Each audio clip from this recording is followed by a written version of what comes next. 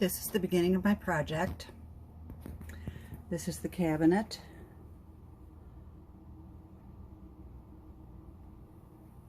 I'm going to start with the bottom cabinet because I'm going to see how it goes.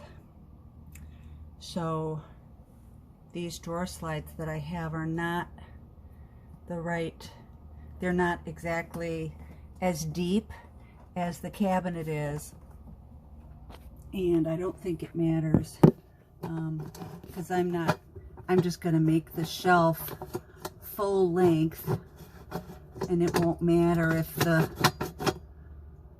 I'm going to cut the shelf and it'll overhang in the back. It's going to hang past the end of the drawer slide, and it won't matter.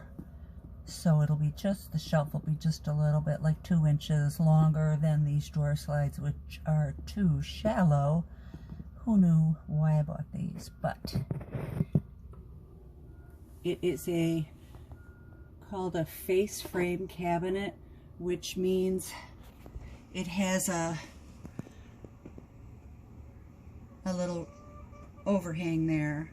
So you have to make something for your drawer slide to go on so that it will clear the edge of the cabinet. So I just had these couple of blocks, and as per the lady's instruction, you don't really need one that goes full length. You just need to be able to screw this member into the block, and of course it'll go all the way through the block and then into here, so it'll hold the drawer slide solid. That's where I'm at. Normally you would have your shelf pre-cut already, but because I'm going to do this a little backwards, I'm going to put the drawer slides in and then take my measurement, because I want to see how big of a shelf I can get away with.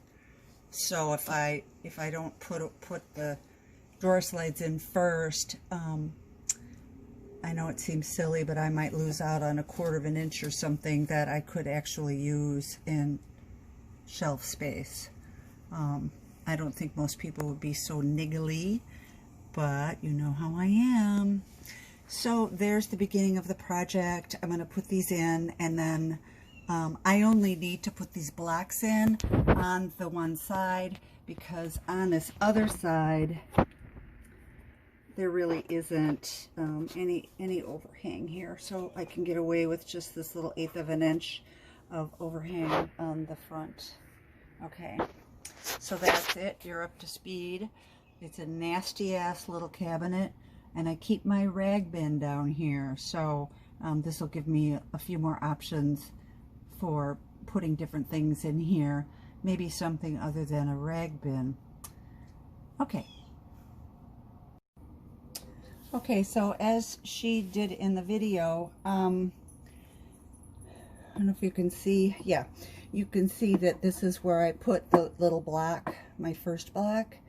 But in order to make it easier to crawl around inside of a cabinet, what you can do is just sort of set your screws in ahead of time, just to make it easier, so that you don't have to go through the whole depth of the screw or get the screw started while you're, you know, upside down inside the cabinet. There you go. And so then all I have to do, I'm not going to do it now, but reach inside there and then screw in the second block. Okay, so here is the one rail that's finished.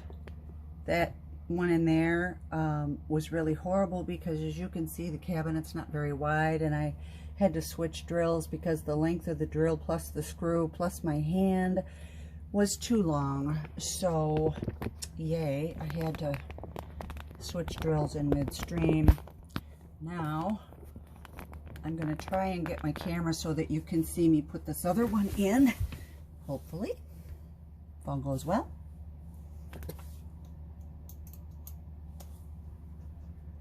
You want to use this long hole because it gives you a little bit of room if you need to shuffle it up and down for, you know, maybe it's not quite level or whatever. Oops, I'm very bad at this. So This is where I don't have man strength, and I feel like I'm standing on my head. That's where my drill isn't powerful enough. I wanted to use this because it's smaller, but oh my God. It doesn't want to. These are self-driving screws, which is really nice because you don't have to pre-drill. And I'm not going to be able to get back in there without completely blocking the camera, so I'll turn it off. All right, so the second rail is in. So what I was saying earlier was that I wanted to measure rail to rail to be sure, like what size shelf can I put in. If I'm not mistaken, I get to go all the way to there, I think. Yeah. I'm terrible at this too, so bear with me.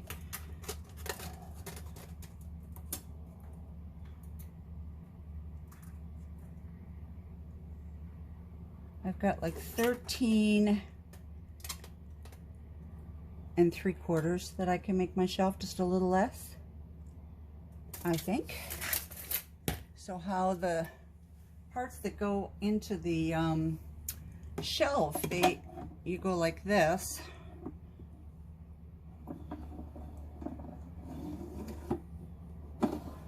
Ta-da, right? Oh, so I'm going to measure from this, and I'm going to put the other glide in, and then measure from the inside. Like I said, I'm doing it backwards than she did because she already had her shelf. And I want to see how much I can get away with. So the bottom of the shelf, the wood shelf, is going to get screwed right here. So obviously you can't go any wider than that. All right, please God, please God, please God. Now, boy. Well, all right, they don't lie. I can only do a 13-inch shelf. That's that, 13 inches. Okay, she was right. You take the width of your cabinet opening and subtract an inch, and yes, literally from 14 to 13 inches.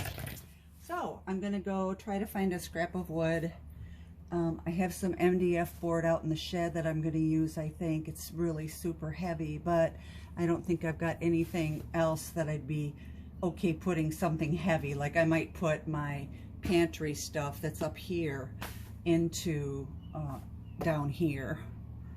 And this shelf is for another day, but I wanted to see how this goes. I'm gonna go look for my shelf. I had the piece of MDF, and it would have been easy to cut if the battery on my circular saw didn't keep dying. Nothing is ever easy, and I had to finish it with a frickin' hacksaw, my least favorite tool in the entire world. But what I've just done here is I'm just dropping it down onto the brackets that will be mounted to it to make sure it fits. That's good. See, that part's going to get screwed onto it. And voila, it fits. And then I can put a little back piece there so that stuff doesn't fall off the end, just like she did in her video. All right, I'm going to screw on the sliders and do another one. This is how I'm doing like pre-drilling a hole instead of getting out the drill and drilling a hole. I just make a little hole with a screw, and then I use my other screw gun and put the right screw in it, because these obviously are way too long. Just want to touch the edge and make sure you're flush there. Oh, yep, there you go. Okay, that's what that little slide down thing is for, by the way. Holds the screw, so you have to hold it with your hand.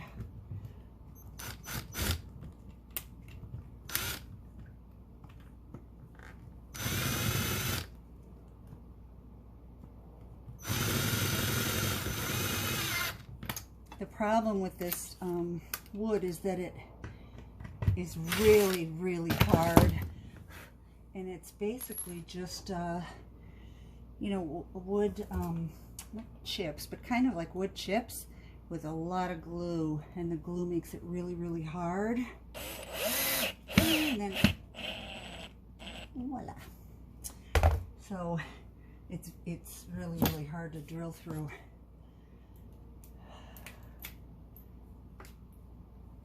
See just a little bit of the tip of the screw sticking out. There's all these slots. You can kind of just take your pick depending on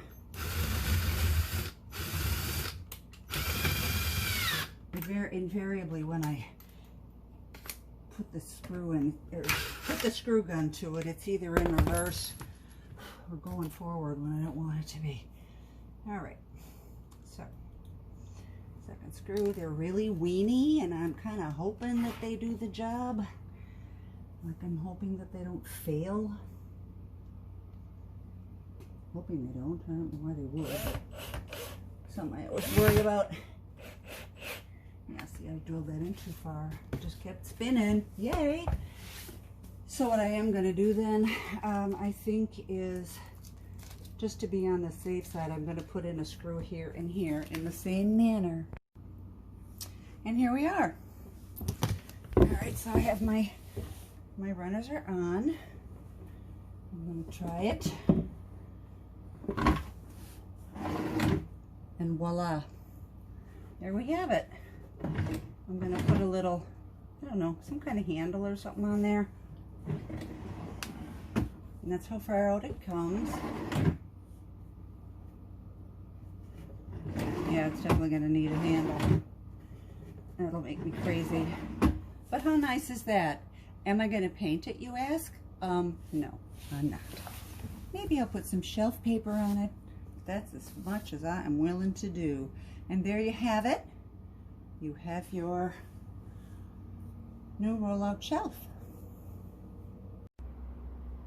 Here's the final. I found a little part of a curtain rod, believe it or not, that I'm using as the handle. See those two holes there? Yes, indeed, I did screw it on there upside down, so the handle would have been on the bottom. Oh, yeah.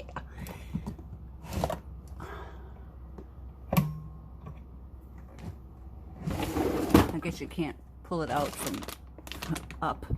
And in the back there, you can see, maybe not, there's a board. What you're looking at right there is the board that I put in. I did put something on the back. Ta-da! Look at that. So excited I could hardly breathe. Now, of course, chaos everywhere to clean up.